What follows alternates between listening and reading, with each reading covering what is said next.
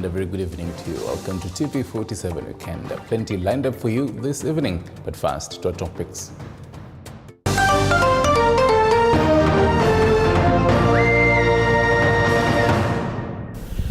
Tonight, drivers tell parents to expect fare adjustments as children go back to school after pump prices increased.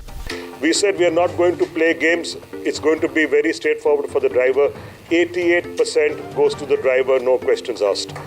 Also tonight, following the directive from Governor Eric Mutai, roadside traders in Kapkelek, Kericho County have ceased conducting business along the roadsides. Tumeshukuru sana serikali kututoa kwa barabara.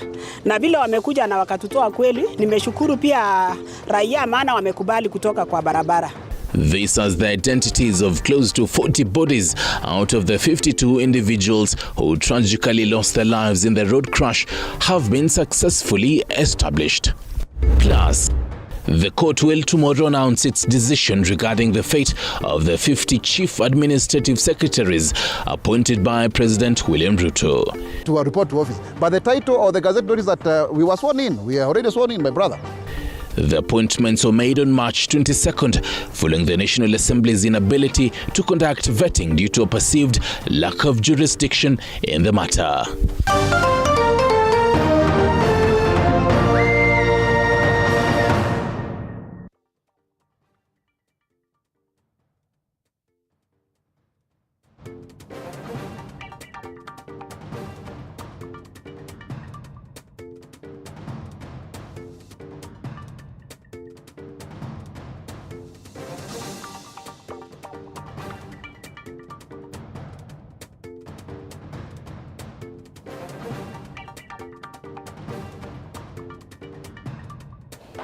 Welcome to the Bulletin. Rodanyama is on the sign language interpretation. I'm used to Stanley Nyeringita. Now, first off, leaders affiliated with the Kenya Kwanza government are persistently rallying support for the Finance Act as its ultimate fate now rests with the courts. And as Flora Lemuki now tells us, Azimio la Umoja leaders have asked the Kenya Kwanza counterparts to respect the rule of law. Justice Mugure Thande's decision to temporarily halt the implementation of the Finance Act 2023 has left the ruling Kenya Kwanza government in limbo as they await the final verdict. The assenting into law of the bill is one of the President William Ruto's strategy to raise revenue for the first budget. President Ruto has called on the opposition to seek amicable ways of airing their views, saying that mass protests are no option as they will only derail the government's agenda. Hata ukiweka sufuria kwa kichwa miaka ngapi bei ya unga itakuja chini? Si lazima tusaidie wakulima waende shambani ndio wazalishe chakula ya kutosha. So mimi nataka niwahakikishie hiyo mpango tutapanga na nyinyi. I believe there ahead we would expect that the larger public good takes the lead in whatever decision they may come up with. Deputy President Rigathi Gachagua accusing the opposition of fueling tribal incitement against residents of Nakuru County during the election period. This comes days after the Azimio coalition reverted to nationwide protest after the passing of the Finance Bill 2023. The Raila Odinga-led coalition is set to resume protest come next week. At the same time, Laikipia East constituency Member of Parliament Mwangi Kiunjuri has called on the opposition side, led by Raila Odinga, to offer a better alternative to Kenyans that will caution them from high cost of living rather than engaging in anti-government demonstrations, which he says they bring more harm than good to the economy. Katika uchaguzi uliopita, hii ndio ilikuwa headquarter ya uchochezi na fitina. Na wale wapinzani wetu ambaye walikuwa hawana agenda ya kuuza. You are not giving us an alternative. The alternative, you only say we are going to for Maandamano, picketing. Will picketing or Maandamano add more money to Kenyans? Leaders allied to the Azimio faction have called on Kenya Kwanza government to stop defiance and abide by court orders issued on Friday by the High Court to suspend the implementation of the new Finance Act 2023. This is in regard to IPRA's move to increase fuel prices despite the court order. Wabunge wakituangusha, koti inatuokoa. Si ni kweli? The fate of the Finance Act now lies on the High Court's verdict. Flora Limuki, TV47. And parents are set to dig deep into their pockets to facilitate the children back to school as from tomorrow, following an increase of fuel prices by the Energy and Petroleum Regulatory Authority, EPRA, as part of implementing the proposals of the Finance Act of 2023. As a sign of preparing parents psychologically, drivers and matatu owners have noted that they will be adjusting their transport charges to fit in the market prices of fuel prices that are currently standing at a historic 195.53 per litre of petrol and 179.67 per litre of diesel. In reference to the situation at hand, Narok Line Limited Director Andrew Mwangi is advocated for a cheaper price of commodity so as to caution Kenyans from the high cost of living they are currently facing. Mafuta imeenda juu zaidi na zaidi. Hivi sasa magari sijui tutafanya namna gani juu sasa serikali imepandisha mafuta. Hatukatai ipandisha mafuta. Lakini sasa kulingana na vile mambo ilivyo unakuta tunaelekea msimu wa watoto warudi shule sasa by Monday. Wazazi hawana mipango yoyote ya ile pesa itaongezwa kesho ama leo ama kesho kutwa. Sasa tunaomba serikali, sisi hatuna ubishi na serikali. Ndio serikali tunataka iwe na pesa. Lakini ile kitu tunataka itoe hata kama ni shilingi 5. The drivers have called on the national government to consider reviewing other revenue that they are subjected into so as to prevent them from incurring more losses. Kama saa hii ukiangalia kuna magari inaenda zaidi ya kaunti 10. Ukiangalia upande ya kaunti 10 unakuta kila kaunti inalipa 2,000. Nairobi inalipa 3,000 na zaidi ya 400. Sasa ukiangalia hizo pesa unakuta gari moja inalipa kila mwisho wa mwezi, wacha habari ya mafuta, inalipa zaidi ya shilingi 20,000 na kitu. Sasa tungeuliza serikali, kama ni mambo hii revenue account zote, iwe kitu kimoja, kama ni county moja vile inatakiwa. Iwe hiyo tunakata barua ya county moja, tunakata risiti moja account zote. In Mombasa County, it is all system ready for a change in the public transport sector, with the drivers expressing their readiness in reciprocating to EPRA's directive by creating a system that will bring them to speed on the new changes. We have decided, Mombasa drivers, to speak with one voice, and this voice to be heard across our great nation. Echoing the words of our president that if you are not on the table, you would easily find yourself in the menu. And for that reason, we are not willing to take risk and find ourselves in the menu. Jackson Chacha, TV47. And meanwhile, the Law Society of Kenya, the Katiba Institute, and Eliud Matindi's case of stopping the 50 appointed chief administrative secretaries from assuming office or retrieving any salary is set for determination Monday. President William Ruto oversaw the swearing in of the 50 individuals earlier in March this year, but the High Court put a halt by ordering the CSs from assuming office.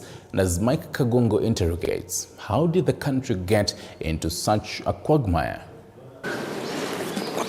I, Dennis Njue Tumbi. A 3-judge bench constituted by Chief Justice Martha Koome is set to determine the case about 50 sworn-in CAS Monday.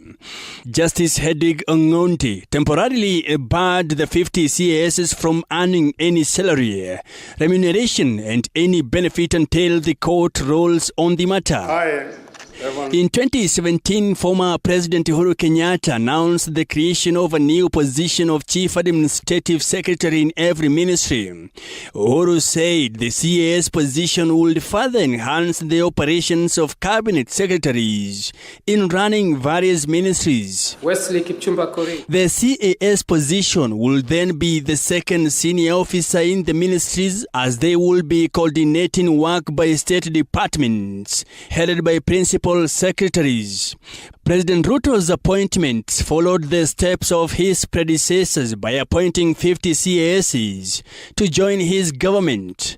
However, on March 24th, the High Court stopped the 50 CASs from assuming office, pending the hearing and determination of a suit filed by the Law Society of Kenya and the Katiba Institute.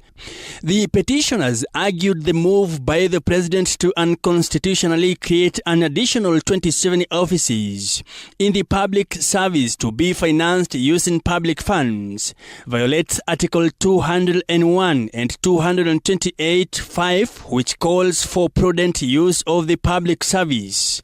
The petition, according to the court documents, seeks to examine the powers of the president to create an office for the public and whether he can disregard the recommendations of the PSC. Those sued are the President of the Republic of Kenya and PSC. The 50 CASs have been listed as interested parties. The CASs' positions have largely been given to politicians who supported President William Ruto's bid to presidency but lost their political ambitions. In our midst here today, we've had people who have served as MCAs, others who have served as bloggers, others who have served formerly as members of parliament, cabinet secretaries. Some of you have served as governors. But today you have joined my team to work for the people of Kenya. Among those sworn in the CAS's position is Isaac Mwaura, who will be CAS in the office of the Prime Cabinet Secretary. Mwaura lost in the Ruiru parliamentary race in August election. What we were told is not to officially function as such. You get my point? To officially function as CAS or to report to office. But the title or the gazette notice that we were sworn in. We are already sworn in, my brother. Enough said, many view the position as meant to reward loyalties to the head of state, who had missed out on opportunities of state appointments. Mike Kagwango, TV 47, Nairobi. The Chief Administrative Secretary in the Government of Kenya. And Kericho County Government has deployed enforcement officers to forcefully remove roadside traders along the Kericho-Litein Highway. This follows the tragic accident on Londiani Road that has claimed 50 people and counting, as the majority of casualties are said to be hawkers who operated by the roadside. This was the situation at the Kericho-Litein Highway. Enforcement officers from the county forcefully removing roadside traders, relocating them to a designated marketplace. The directive by the area county governor Eric Mutai came hours after the tragic Londiani accident that claimed tens of lives. Traders have to relocate to safe areas, with the devolved unit setting aside a designated open-air market for the vendors. Tumeshukuru sana serikali kututoa kwa barabara. Na vile wamekuja na wakatutoa kweli, nimeshukuru pia raia maana wamekubali kutoka kwa barabara. Unaona sasa vile hii soko barabara sasa hakuna mtu, ni vile wamekubali kutoka. Na uzuri tunarudisha asante sababu serikali pia wametununulia shamba huko. Kuna soko yetu tulikuwa tumetengewa huko. Na ndio sasa wamehamia huko. Maneno ya kuhusia kwa barabara ni ngumu. Ni heri tuende kwa barabara. Barabara imeleta ajali mingi sana. Hata nimeshukuru serikali yetu imekuingiza ndani hapa. Soko inataka ikue kiwanja, ikue ndani ya kiwanja, takani ikue kwa barabara. Hapo ndio tunaona poa hapo. Hapo mmesaidia sisi. Maneno barabara kweli, magari inakuja spidi. Ujui ajali inatokea wapi? Hakuna bari utajekinga. Even though some traders complied, others detested the county's decision, urging the governor to provide a conducive environment for traders to operate in. Ndio unadhani kama sio hii ajali ilitoka juzi Londiani Junction, huenda tungehamishwa kwa hii soko. So tunalia kwa sababu ametuhamisha bila soko, bila kujipanga pale kwa soko juu tumepelekwa. Maana hatuna choo ya kujisaidia mali pale juu. Kando na hiyo tena tuko na shida tena. Pale wametupeleka pia tumepelekwa mahali kando kabisa, kulingana hapo penye tulikuwa vizuri, kwa katikati tulikuwa mzuri kwa sababu tulikuwa na maduka, wakati mvua inanyesha tungeweza kujigama pale. Hii watu ya Kanjo wakaiti sisi ya kwamba barabara itaundwa hapa. Enyewe hata nyinyi mkiangalia kiwanja ni kubwa. Madhuri hakuna, manyumba hakuna. Vitu iko hapa ni mingi. Mvua ikinyesha kama saa hii Hakuna mahali mtu anaweza chungulia mizigo yako, na mizigo ikienda hakuna mwenye anaenda kuitisa. Kimeenda. Kwa hivyo saiti manyumba na matoilet. The death toll in the tragic Londiani accident now stands at 53, with the management of Londiani Sub-County Hospital contemplating on how to preserve bodies of victims as they await identification. The hospital morgue cannot accommodate more than 20 bodies. Zainab Mohammed, T47.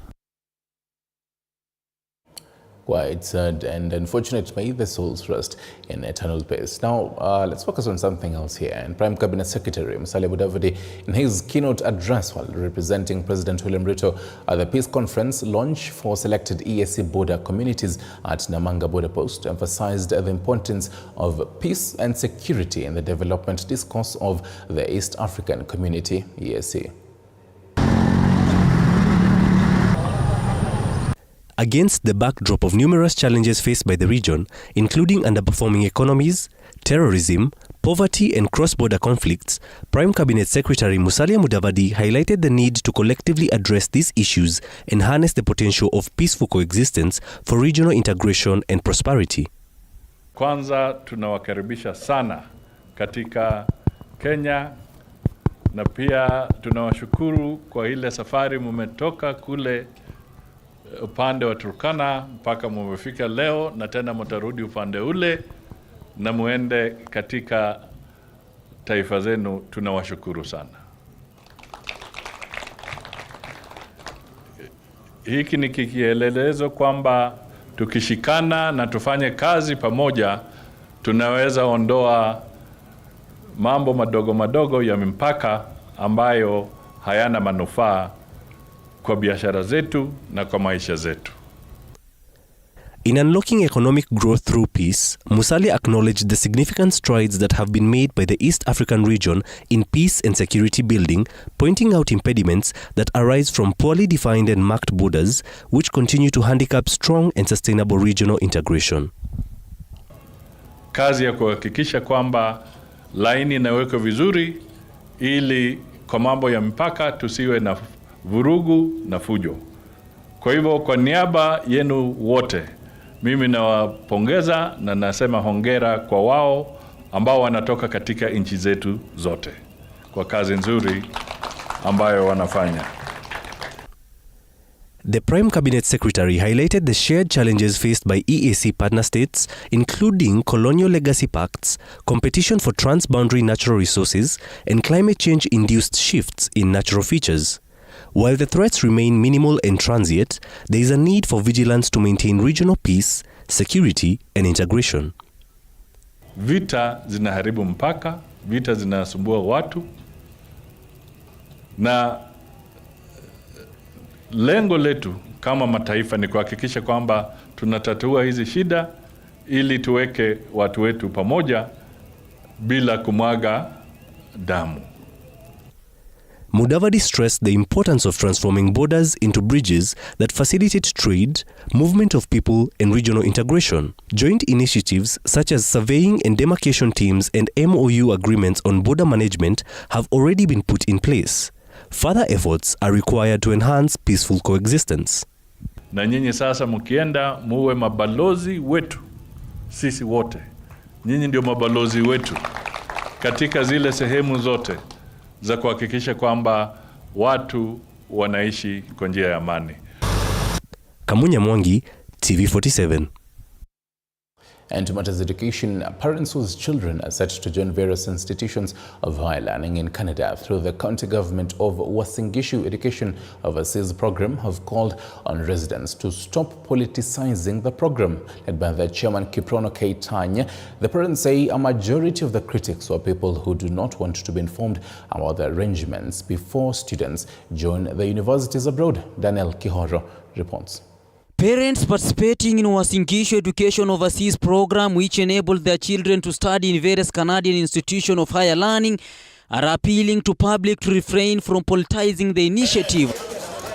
Concerns have arisen regarding certain individual apparent attention to introduce self-service politics and tarnish the program through section of the media. Na tumekuja tumeongea, tumefanya mkutano mzuri na kuna vile ambavyo tumeelewana. na katika ile hali ya kuelewana tumeelewana ya kwamba wanafunzi wetu waende Canada. Lakini sisi tunajua ya kwamba mpango wetu ya Canada inaendelea na inaendelea vizuri sana. Hatuna shida yoyote. During a press conference in Eldoret, the parents, led by their chairman Kiprono Keitan and Simeon Mitei, expressed that most of the program critics are informed individuals who prefer not to acquaint themselves with the program details prior to their children enrollment in foreign universities. Some of the parents who are complaining ni watu tayari, I know some of them tayari wamejitoa kwa hii program. Already they have gone to other universities in Australia and other parts of the world. So they just want to spoil this program for these patient parents. We have been very patient enough and we really support it. The parents urged dissatisfied individuals to avoid spreading falsehood and speaking negative about the program. Instead, they encouraged them to seek clarification from the Office of Uasin Gishu Deputy Governor, who oversees the program implementation. Waongoje na najua county government wako na ile plan ambayo watajua ni jinsi gani wataweza kusaidiwa, na nataka kusema kwamba kwa wale ambao wanafikiria wamewachwa nyuma, Deputy Governor hako kwa ofisi kila Thursday na anaona amechukua hiyo jukumu ili aweze kuhudumia wale wanaenda ngambo. Furthermore, the parents underscored the program's significant value in providing numerous students with valuable opportunity. They stressed the importance of allowing the county government of Uasin Gishu to carry out the necessary procedure seamlessly and effectively. And if there was some problem earlier on with Finland and other programs, they have already been rectified, because a journey is a learning process. Daniel Kihoro reporting for TV47, Nairobi. And leaders drawn from Turkana County have condemned the killing of one person who was allegedly killed in the KWS area along Lodwar-Kitale Highway on Friday evening. Led by Governor Jeremiah Lomurkai and the Senator James Lomenen, the leaders called on Interior Cabinet Secretary Professor Kithure Kindiki to take action on security matters of the area, calling for the transfer of some security officers. Sisi tunashindwa kwa nini mifugo ya Pokot zinakuja kugrace Turkana, na hata baada ya kuachilia wa grace ni kuua watu na kupiga risasi ya abiria wanaosafiri wenye hawana neno. Sisi tunataka kuomba Waziri Kindiki, tunataka kuomba serikali kuu kupitia Your Excellency William Samoei Ruto. Ulituambia kila siku kwamba hii mambo ya cattle rustling itaisha, mpende msipende. Sasa sio cattle rustling saa hii, imekuwa ni kupiga risasi wasafiri wanaosafiri bila neno. Wameua officers ya national, wamemaliza. Asa wamekuja kuwa ya county, wamemaliza. Wameenda kwa village. Sasa hapana. Ili kwa serikali yetu huyo mtu atolewe, huyo mkubwa wa S2 atolewe hapa, kwa sababu anaongea na wahalifu wakati KDF anapiga wahalifu. Huyo jamaa ndio anakuja katikati ya town na kucomplain. Kwa nini KDF wasiende kupigana na Somalia? Kwa nini wasiende kupigana na Sudan? Kwa nini wasiende kupigana na GA kutoka Uganda? Kwa nini wanapiga Pokot? Turkana County hawana shida na kabila lolote. And still in matters security, West Pokot County Government, in collaboration with the E4 Impact Foundation and Northern Rangeland Trust Farming Cooperatives, have embarked on sensitizing West Pokot residents to embrace farming as a one way of bringing the residents together due to the increasing insecurity issues linked to the prolonged cattle rustling between neighboring communities. The stakeholders have encouraged formation of farming groups between the county farmers, which will be provided with farm inputs at a subsidized price so as to boost agriculture in the region. Nimejiunga na kikundi hii ya Muino Valley na niko kwa group sahi. Hii group yetu tumeianzisha kweli, tumeona hapa Muino Valley tukianzisha kuuza mazao yetu ama tuwe na cooperative ya wakulima, tutaenda mbele sana. This is part of kazi tunafanya kwa Ustahimilivu project. Na hii cooperative is ya kusaidia wakulima.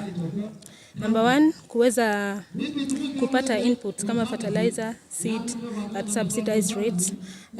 Number 2, kuwasaidia kuweza kuuza mazao yao pamoja kwa bei yenye ni nzuri kwao. Sisi tunafurahia sana kama NRC kuungana na wenzetu kama SEFA, kuna pia E4 Impact ambayo wameweza kuongea hapa na Sominirek kufanya kazi katika kupitia kwa consortium ambayo inaitwa Ustahimilifu. Ustahimilifu kama vile jina inasema ni kujaribu kufanya hizi jamii kustahimili adverse effects ambazo ziko hapa. Well, let's go to the farm now. And while farmers have been laughing all the way to the bank from the booming avocado business, an emerging trend of organized theft is threatening the newly found gold due to the infiltration of the sector by cartels. The Gatundu avocado farmers now are counting huge losses as thieves invade farms, illegally harvest fruits for sale to brokers. Andrin Kilemi paints us the picture. Avocado farmers from Gatundu North constituency in Kiambu County are counting huge losses after thieves began raiding their farms, illegally harvesting the fruits. The thieves are reported to be invading the farms in the dead of the night and harvesting the fruits for sale to middlemen who buy them at throwaway prices, leaving the farmers with nothing to sell. Sisi usiku aturaragi. Waizi avocado wanatushokesa kabisa. Usiku tunarara tukihahuka. Tunarara atuoni usigisi. Tukisikia panya huko kwa kabati nywe. Tunastuka, tunafikiria ile avocado inakuja kusukuliwa. Farmers decry that the crime is being executed by young boys from various villages who get up to 3 shillings per piece of avocado sold to middlemen, as compared to between 10 to 20 shillings that they make when they sell the fruits to exporters who buy at their respective farms. And even apart from avocado, tuko na macadamia. Na hata macadamia wao wenyewe jana wanaingia na kushuna usiku. Wengine ni mchana. Na kitu very funny enough, ukimukuta akiwa ameweka kwa chondo au kwa kikapu ile ambaye yeye mwenyewe anachukua, hata umfukuze namna gani anaenda naye. Farmers lamented that organized gangs who are radically penetrating the lucrative avocado business in the region, stealing hundreds of thousands worth of fruits, could plunge them into poverty, as they entirely rely on the fruit for their livelihoods. Wizi wa hii tunda la parachichi umeongezeka sana. Sasa mimi ningeomba serikali ihakikisha ya kwamba kuna sheria ambazo zinalinda mkulima. Tumeona ya kwamba kuna cartels ambao wako kwa kahawa, wako kwa majani chai. Sasa hao makartel sasa wameanza kurudi kwa hii tunda la parachichi ambalo liko na pesa mingi sana. Kwa hivyo kutengenezwa sheria ambazo wale ambao wanafanya hii biashara wamepewa vyeti ambazo zinaonyesha ya kwamba hao ndio harisi ambao wakununua hii tunda la parachichi. Pia ambao wanakuja wako na vibanda ambao wameweka kwa shopping. Kila shopping center sahi unapata kuna kasenta ambao kuna ule ambaye ananunua hiyo parachichi. Tunauliza wale ambao ni viongozi ama wale ambao ni chiefs na DO na DCC wachukue sheria, waseme ya kwamba zile vibanda ambazo ziko kwa shopping center zote zimefungwa, zihakikishwe ya kwamba wale ambao wanafanya hii biashara wanaenda kwa mkulima, wananunua hiyo tunda kwa mti, si ati wanaletewa, wawe wananunua ambapo kwenye mkulima ako. Farmers at the same time called on the government to enact laws that will stop brokers from collapsing the sector that millions of farmers rely on for economic survival. Andrin Kilemi, TV 47. And from the avocado farm to the ranch, members of Kirinyaga County Assembly have assured the over 20,000 people living in the disputed 17,000 acres of South Ngariema Ranch in Mwea that they will not be evicted from the land. Led by Majority Leader Murithi Kibenga, the MCA said that the allotment letters given to the residents by the defunct Kirinyaga County Council are legally binding, and as such, the county will issue them with title deeds. Na kumekuwa na fununu mingi kwamba sisi MCAs ni sisi hatutaki watu wapewe title deeds, na ni sisi tunataka kutoa watu kwa mashamba yao. Tunataka kuhakikishia watu wa South Ngariema kwamba sisi kama county government ya Kirinyaga tuna mpango wale watu wapate title deeds zao, na ndio tunapanga wiki ijayo tutakuwa na kikao watu waelezee mambo ya adjudication process vile koti iliamua, ili watu wasipewe mambo mingi isiyo ya ukweli na isiyo wasaidia. Ile ingine wale wanasema adjudication ni kuja kutoa watu, hakuna. Ile kitu mimi naelewa ni kwamba wale maofisa wa serikali kuu ambayo wametumwa na koti watakuja huko, usimame kwa ploti yako na zile sakabati ambayo ulipatiwa na former county council, wakuke wahakikishe na pengine kipande yako wahakikishe hiyo ndio chamba lako, na kutoka hapo uwekwe tick, alafu ngoje title yako. Mahali process imefika ni kuenda kuverify plot yako ama shamba lako mahali liko, ukitumia zile document ulipewa na county council za allotment letter. Hapo ndio tutaanzia. Mtu ikiverifyiwa title deed yako inakuwa in process, na najua governor wetu ako kwa mpango na anaharakisha serikali kuu kuensure title deed sa wakaaji wa South Ngariema zimetoka kwa haraka iwezekanavyo. All right, my chronometer says 28 minutes past the top of the hour. Let's take a short break. We'll be right back and I'll be telling you why Kenya Power is facing dark times.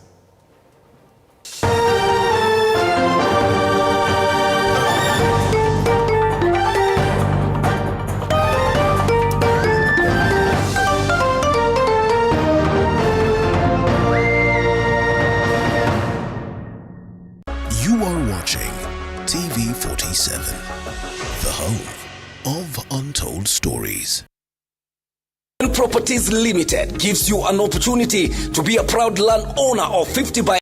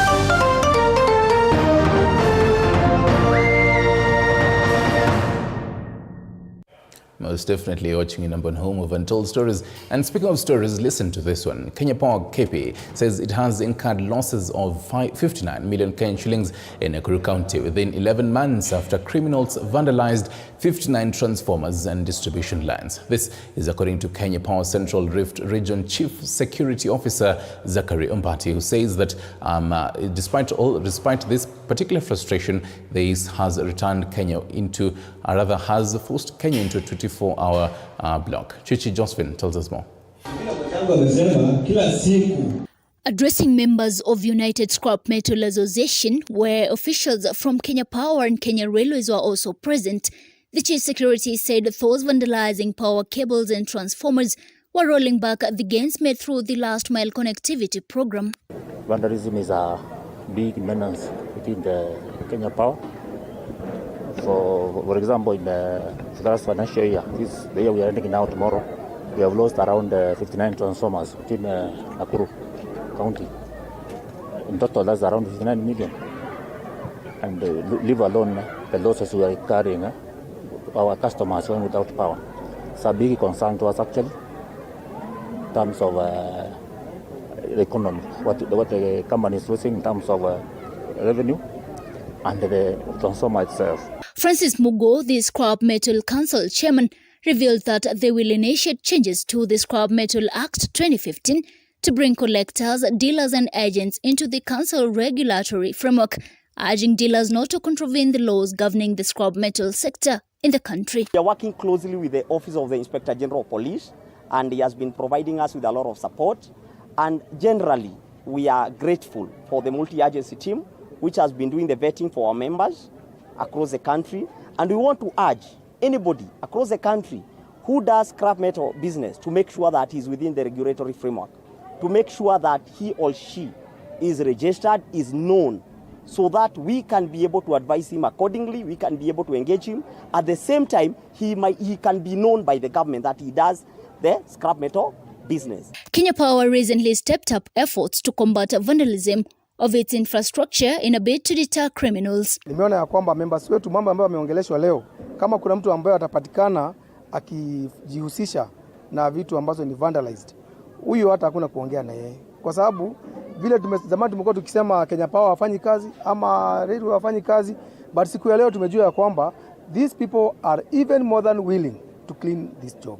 The Ministry of Energy and its agencies have been the most affected, with its key critical infrastructure being the target. The items which are normally vandalized are the transformers, conductors, and even earth rods from our transmission lines.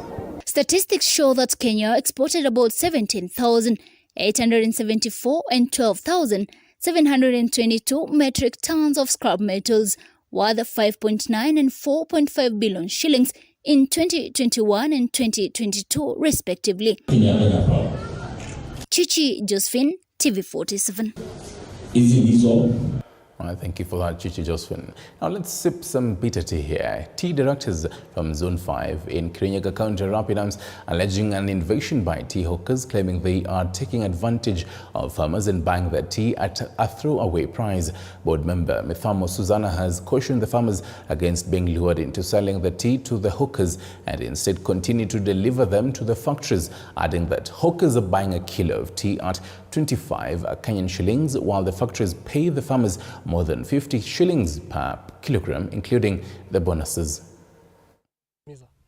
Kuna kampuni imekuja hapa Kirinyaga inafanya mambo ya hawking. Na hii kampuni inatoka pande ya Embu na Meru. Na inanunua kilo moja kwa shilingi 25. Na itafanya mkulima wetu aingia kwa shida, kwa sababu sisi kama KTDA tunalipa more than shilingi 50. Kwa hivyo tumeambia mheshimiwa aende atuangalilie maneno ili hiyo kampuni isimamishwe. There is one character called Jero whatever factory. He has introduced hawking of tea from Kirinyaga, buying tea from farmers, and as an agent called Makothe. Makothe also comes from Embu. And we know they have been restricted in other counties from coming, from hawking. What they are doing, they are buying that tea at 25 shillings and we have been informed by the directors and the chairman that hakuna factory hata moja, the last bonus haikulipa 50 shillings. So they are stealing 25 shillings from our people. Now, that means that we start guarding our farms the way some people are guarding their farms with avocado is Kaibiwe. So what we are telling Njeru, and what we'll be putting T-board on notice, Terrace, what license Jero factory is using to hawk tea from Kirinyaga. And to matters education, Mount Kenya University, a Meru branch, has launched a multi-purpose modern laboratory as a major boost to the new research and examination of science subjects in the school. According to Mount Kenya University Vice Chancellor Degracious Joganyi, this is in line with the competency-based curriculum and that the school is determined to produce practical-oriented students by providing them with the state-of-the-art equipment that will enable the students to compete globally. The students have appreciated the move, noting that they're used to spending a lot of time to travel to the main campus for the same services that are now available in the new facility. It's a multi-purpose laboratory which covers chemistry, physics and biology, and this will really help our students who have been traveling to Thika to be able to do their practicals. But now we have put in an investment of over 10 million to buy the necessary equipment to be able to put up this particular laboratory, and that will mean that our students will be able to study from Meru instead of traveling all the way to Thika and spending maybe a week in Thika to be able to do the practical exercise. For us, this is one of those things that we have to do, because at the end of the day, with the CBC coming, we need to have our teachers who are well trained on hands-on experience in terms of handling the practicals. So we are here today with a number of students, and I think they are all very happy to see this particular facility. It is one of the many investments that we are going to be doing in Meru to make sure that we reach out to all the teachers who are in the vicinity to be able to come and be able to make sure that they see these facilities that are here for their practical purposes. We thank the university for availing this near our homes. Being a Meru bonafide and traveling all that far was something that was costly. We have appreciated. We have even started doing some practicals, and we have done well. Traveling to Thika was so tiring, but for now we are going to do a lot of practicals, a lot of practice, and we are very grateful. And I would also like to invite those who are willing to do the education to join us at all our campuses. We have many branches. They can come. We unlock the infinite possibilities. And speaking of helping learners, the National Council for Nomadic Education in Kenya, NACONEC, has inaugurated an integrated three-tier initiative that promotes the use of clean energy technologies for cooking, while at the same time ensuring that clean energy technologies for cooking, while at the same time bolstering environmental greening through tree plantation in schools from semi-arid regions. The National Council for Nomadic Education in Kenya has unveiled an integrated trio initiative to foster environmental conservation through use of clean energy technologies. And use less fuel. And so this is... The initiative also comprises of a nutritious meal provision to enhance a balanced diet among children benefiting from the government feeding program. Food is important. One, it attracts children to school. Two, when they're in school, they're able to concentrate on their learning. They have the energy to undertake physical tasks that require energy. If they're healthy, because they're eating well, they're able to come to school consistently without fail. NACONEC Deputy Director in charge of Quality Assurance and Standards, Kezia Ondera, said that the persistent use of wood fuel for cooking by schools has resulted in environmental degradation. Wood fuel causes a lot of carbon emissions into the environment. And as we well know, most of the schools are relying on firewood to cook. We are selling the idea that schools need to shift from predominant use of fuel to considering clean cooking technologies, which will lower the amount of carbon emissions into the environment. The Deputy Director lauded the introduction of the feeding program in the arid and semi-arid lands, ASAL counties. Schools need to consider planting trees because the trees will provide the raw materials for production of briquettes. If we have to go energy-saving jikos or even steam cookers, we have to consider briquettes, we have to consider gas, which can be biogas, which can be LPG. Wandera also called on schools to focus on planting fruit trees as well as vegetables, saying it will supplement the dieting aspect. We have branches that you can begin pruning And in the wonderful world of sports, some NSL action here. The champion of the second-tier league in the country, the National Super League, will be determined in the last match of the league. This is after Murang'a Seal FC defeated leaders Shabana FC 2-1 in the Magic 37 tie at the St. Sebastian Stadium in Murang'a Town. Murang'a Seal started the match strongly and took an early lead through Fabian Adeginyi's cheeky lob pass to the keeper in the 7th minute before Yusuf Ali added the advantage with his blistering strike at the stroke of halftime. Shabana FC, however, attempted to make a comeback in the second half, which, however, fell futile despite George Onyango heading home a goal. In the case, Shabana FC win the last match of the league against Kisumu All-Stars next Saturday, they shall be crowned the champions of the league. However, both sides have already been promoted into the FKF Premier League. Game imekuwa ngumu na kila dakika ya mwisho tumeshinda. Haijakuwa rahisi. Imekuwa jane long kwetu.